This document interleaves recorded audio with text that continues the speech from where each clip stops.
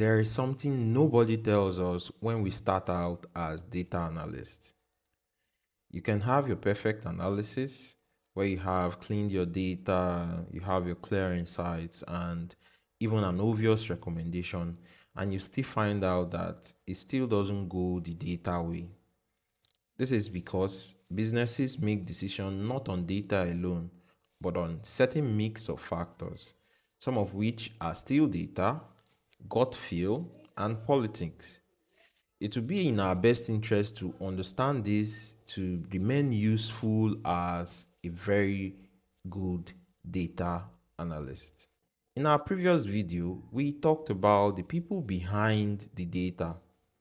We talked about those people that own the data, those who use it, and the third set of people who ignore it.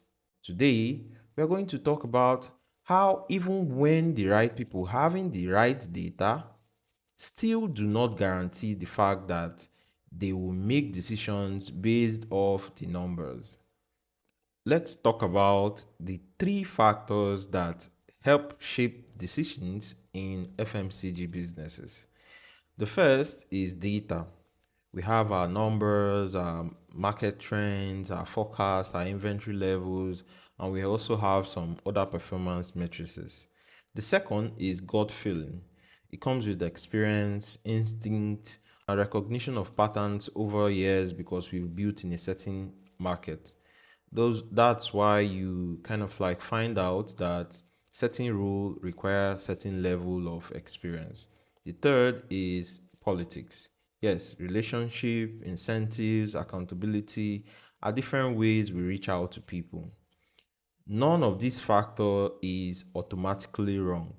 Each one exists for a reason. Problem starts when one of them dominates the other. And most businesses do not realize which one really helps drive their decision. So, what happens when data leads? When data leads well, decisions are usually faster, more consistent, and easier to defend. Everyone is working from the same number, the same definition, and the same trend. But data led decision can still go wrong, especially when the data is incomplete, outdated, or is measuring the wrong metrics at the time.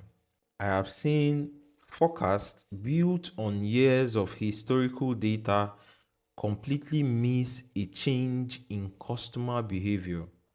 The data was looking backwards while the market had already moved forward due to changes in AI and a whole lot of other systems. Data is powerful, but without context, it can lead to a wrong conclusion. So, what happens when gut feelings lead? Gut feelings get criticized a lot in data circles, but in FMCG, experienced people often notice changes long before they appear.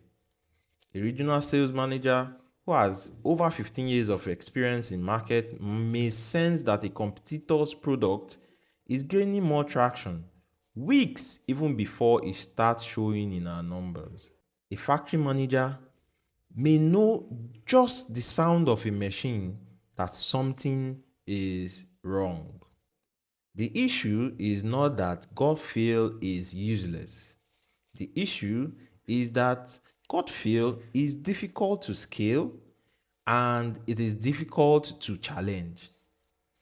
If a senior person says, I think this will work, and there is no data to support or contradict it, that opinion can carry more weight than it should because of who said it. The best outcome have been a mix of both data and gut feel. When gut feelings help identify the right question and data helps us answer them. So, what happens when politics lead? And then comes politics. This part, nobody likes to put them on slides. I have seen a situation where a product was clearly failing.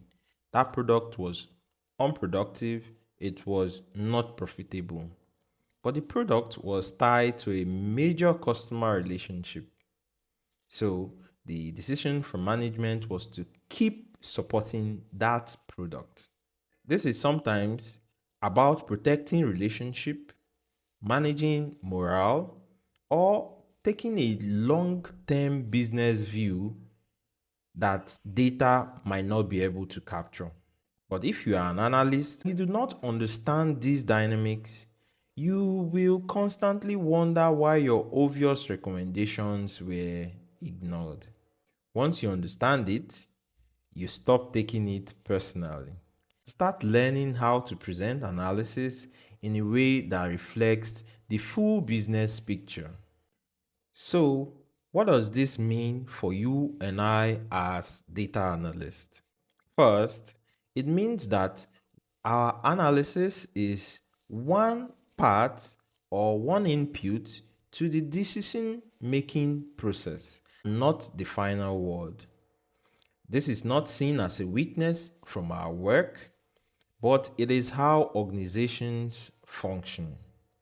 Second, when presenting findings, think about who is in the room and what is at stake for them. The same data can be received very differently depending on how it is framed. Third, keep being the person who brings reliable data to the table, even when it is inconvenient. Over time, consistency builds trust. Trust is what gradually shifts the balance back towards data driven decision. In our next video, we are going to look at the data landscape inside FMCG businesses.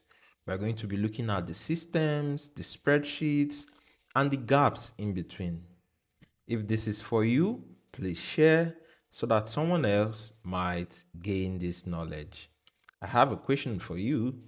Have you ever seen a decision made for reasons that had nothing to do with the data in front of everyone? Please comment below and I'll be sure to get back to you. Thank you very much for watching and see you in the next one.